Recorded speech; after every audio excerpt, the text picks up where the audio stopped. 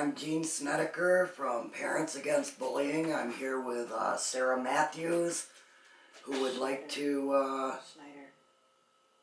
My legal name is Snyder. Alright, so Snyder. Her legal name's Snyder. I get confusing. She used both.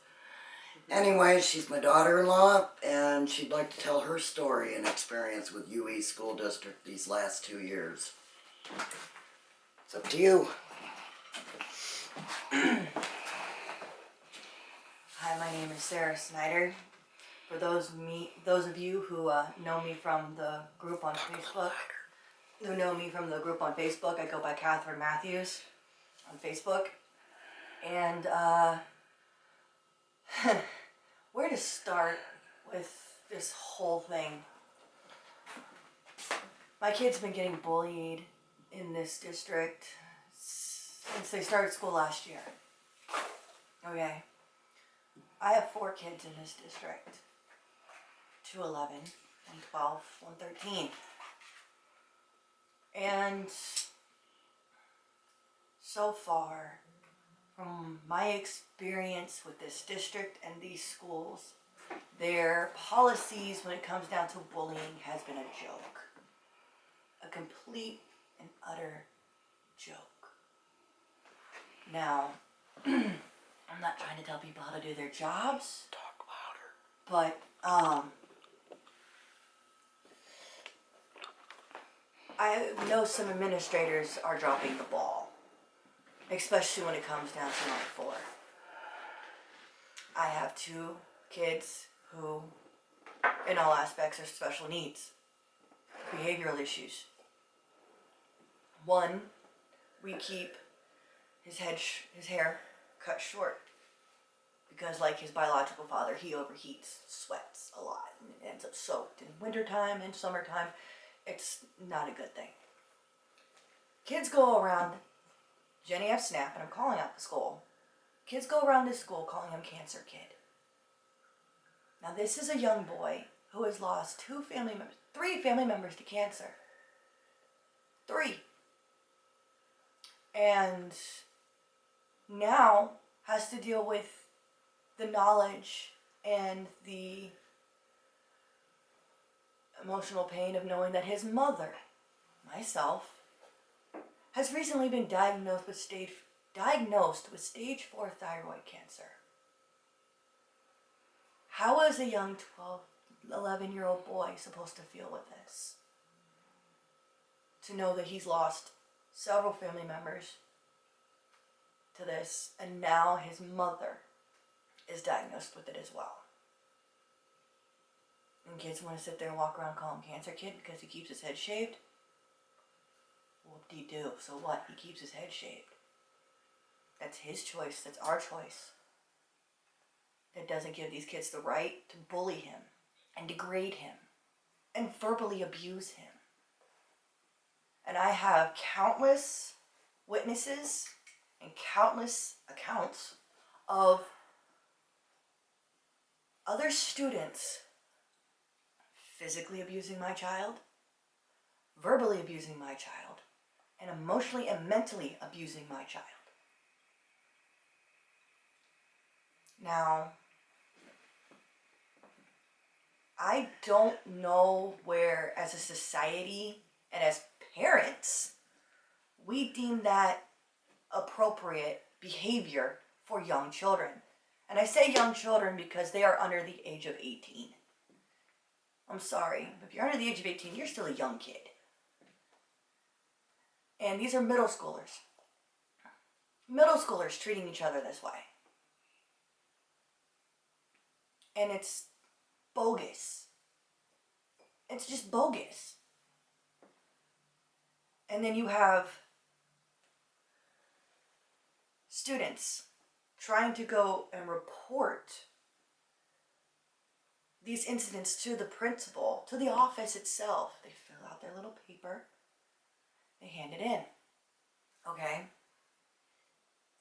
Well, y'all know that half those written out notices and incident reports don't even get reported to the district? Half the ones that my kids have filled out never even made it to the district. I know. I've spoken to administrators in the district office. They've never seen him. It's never been brought to their attention that this is going on. Supposedly. Supposedly, anyway.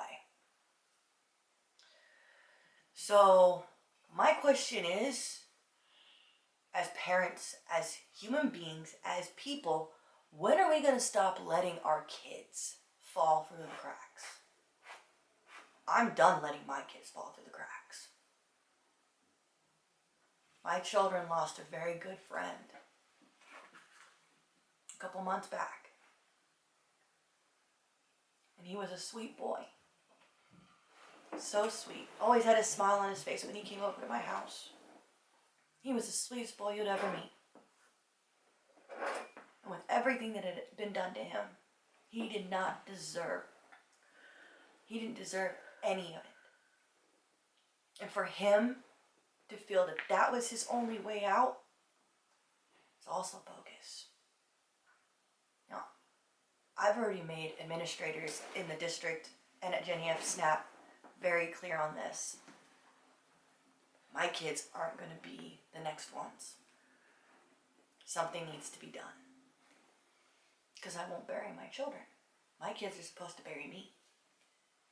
We shouldn't be burying our children because they feel that's their only way out. Because nobody wants to do anything. Because nobody wants to help. Well, us here at Parents Against Bullying, me, my mother-in-law, we want to help. We want to make a difference. Now, mind you, y'all don't see me at a lot of the meetings because, unfortunately, I work second shift, and there's no guarantee that I can get those nights off. But if y'all have any questions, you can just hit me up on my Facebook page. You can come to a meeting. The schedule's listed on the page itself. But nothing is going to be done to help these kids, our children, unless we as parents get up off our behinds and put them in those seats.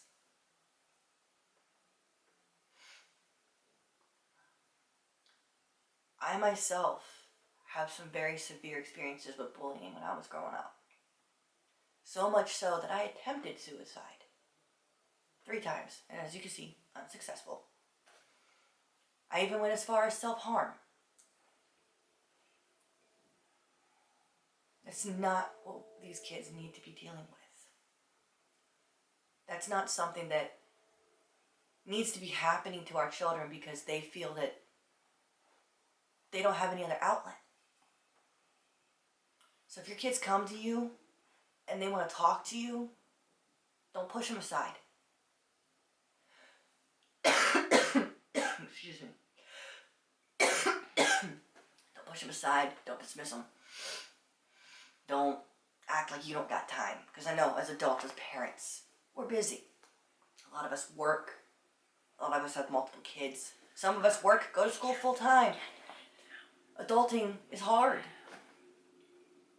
But you always have to at least make time for your kids. If they want to talk to you, sit down with them and talk. And if they're coming to you, telling you that this kind of stuff is going on in their schools, happening to them, that they're being bullied, that they're being treated like crap, that they're being abused and by other students, by their peers, and they don't feel their voice is being heard,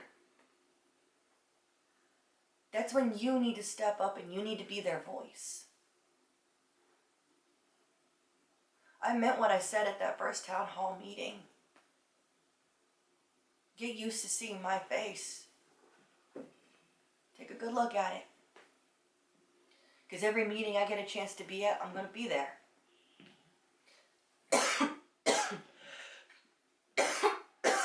Every rally I can be there, I'll be there. I'm going to be my kids' voice. Because obviously theirs aren't being heard.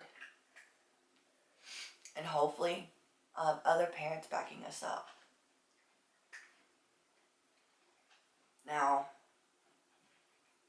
like I said, I have 4 kids in this district, and every single one of them has their bullying issues. One, anger issues that the bullying situation could possibly risk them hurting other students, basically retaliating and causing some serious damage. My son, I know this bullying eventually will destroy him. And I know what that outcome is, and I refuse to let that happen. My oldest, she's passive aggressive, doesn't have a violent bone in her body, but will use her words if she needs to. And my youngest, she's at CFJ. She's one of the sweetest girls you'll ever meet, but you push her too far,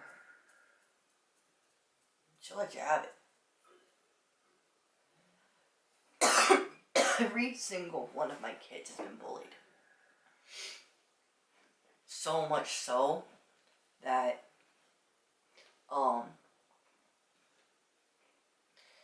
incidents from outside school end up in school and affects her. My youngest, my elementary student, it affects her education. Now, the administrators at CFJ, they're awesome. They got on it, dealt with it, made sure that all the students involved understood that there could be disciplinary action. She's doing better. Doesn't mean that it's stopped. Doesn't mean that she's not telling us everything.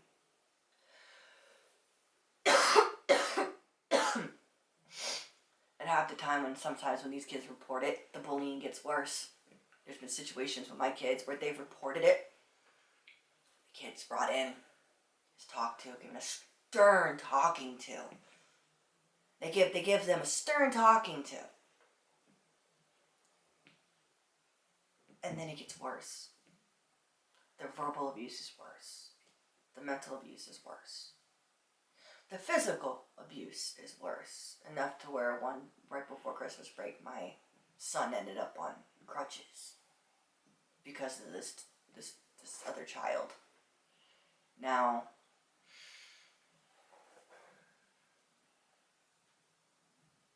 I don't condone violence unless absolutely necessary. I don't.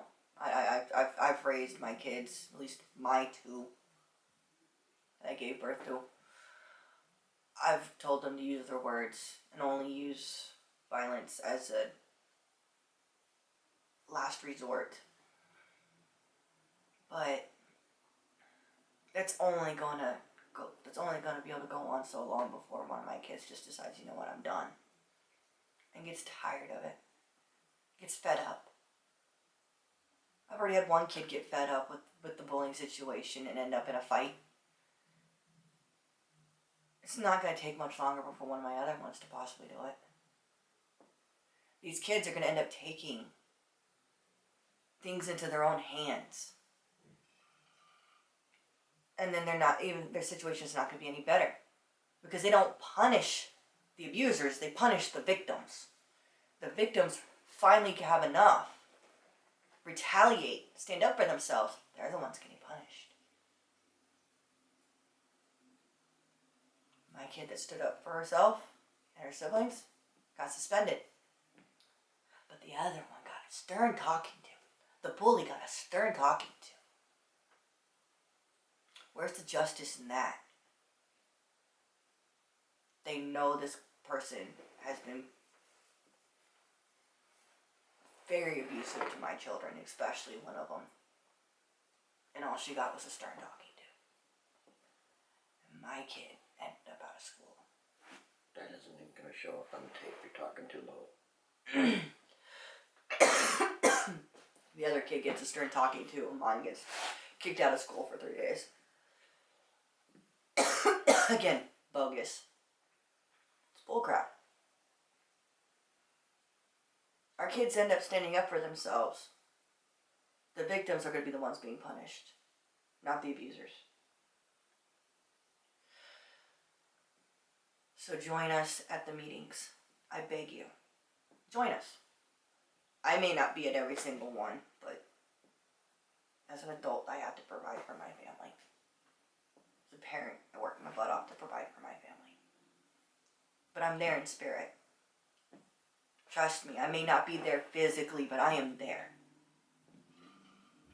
my energy, my passion, and my longing to get this whole situation better for our children is there. So join us, please. Because to be honest, it's not about us anymore, it's about them. We have to be their voice. So stand up and speak up for your kids before it's too late.